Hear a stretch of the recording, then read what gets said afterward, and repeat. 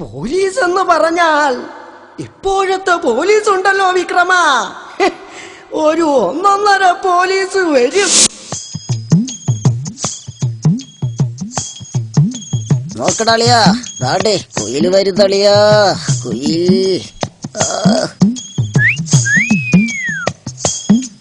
ഒരു 1.5 കുയിൽ വരും.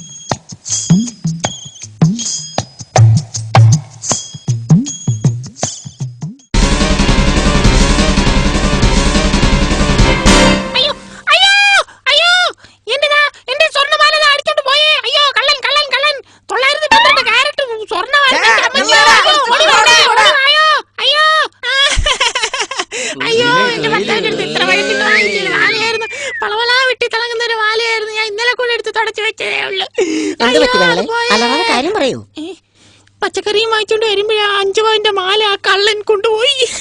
അയ്യോ പെങ്ങള് കഴിയാതെ, നമുക്ക് ഇപ്പൊ തന്നെ ഇത് പോലീസിനെ അറിയിക്കാം. അവരങ്ങനെയാണെങ്കിൽ ആ പാലാരി വട്ടത്തിട്ട് പിടിച്ചോളും. അങ്ങനെ വിട്ടാ പറ്റില്ല. ഹലോ, പോലീസ് സ്റ്റേഷൻ അല്ലേ?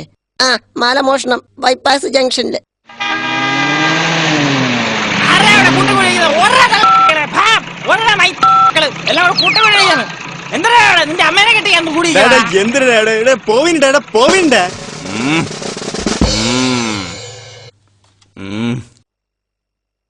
ആരാടാ ഫോൺ ചെയ്തത്? എന്താ ഇവിടെ പ്രശ്നം? എന്ത്? ഞാനാ സാറേ ഫോൺ ചെയ്തേ. ഈ ചേച്ചിയുടെ മാല ഒരു സൈക്കിളിൽ വന്നൊരു കള്ളൻ. ഈ ചേച്ചിയുടെ മാല പോയാ ഈ ചേച്ചിയല്ലേ ഫോൺ ചെയ്യണ്ടേ? അല്ലേ ചേച്ചി? ആ കള്ളൻ മാല കൊണ്ടുപോയപ്പം ഈ പയ്യനാ എന്നെ സഹായിച്ചത്. എല്ലാ ചേച്ചിമാരെയും നീ സഹായിക്കും അല്ലേടാ? നീ ആരടാ? ഗാന്ധിജിയുടെ ആരടാ നീ?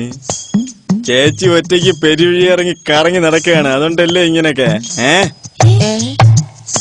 അയ്യോ, അത് ഞാൻ പച്ചക്കറി വാങ്ങാൻ വേണ്ടി പോയപ്പോ ഞാൻ സൈഡിൽ കൂടെ ഇങ്ങനെ നടന്നു വരുമ്പോ. പച്ചക്കറി വാങ്ങാൻ പോയെടുത്ത് ഈ ചെറുക്കൻ എന്താടി കാര്യം?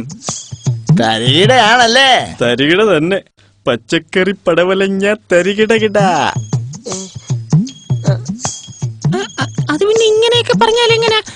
ഫോൺ ചെയ്യാൻ വേണ്ടിട്ട് ഈ പയ്യൻ വന്നപ്പോഴാണ് ഞാൻ പയ്യനെ ആദ്യമായിട്ട് കാണുന്നത്.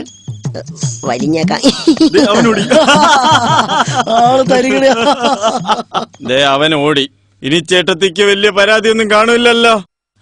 എന്റെ മാലയുടെ കാര്യത്തിൽ തീരുമാനമൊന്നും ആയില്ലല്ലോ. ആ, തീരുമാനം ഇങ്ങനെ വിലപിടിപ്പുള്ള ആഭരണങ്ങൾ ഇട്ടുകൊണ്ട് സ്ത്രീകൾ ഇങ്ങനെ ഒറ്റയ്ക്ക് ഇതുവഴി ഒന്നും നടക്കാൻ പാടില്ല എന്നുള്ള കാര്യം പഠിച്ചല്ലോ. അത് തന്നെ തീരുമാനം, മനസ്സിലായ? അയ്യോ, അപ്പൊ കള്ളം കൊണ്ടുപോയി എന്റെ 5 പവന്റെ മാലയുടെ കാര്യം എന്തായി?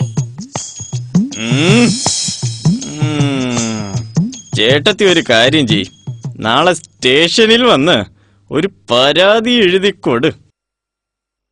സ്റ്റേഷനിൽ ചെന്ന് പരാതി എഴുതി കൊടുക്കാനോ? ഇപ്പൊ എന്റെ മാലയെ പോയിട്ടുള്ളൂ, ഇനി സ്റ്റേഷനിൽ ചെന്ന് എന്റെ മാനം കൂടെ കളയണോ?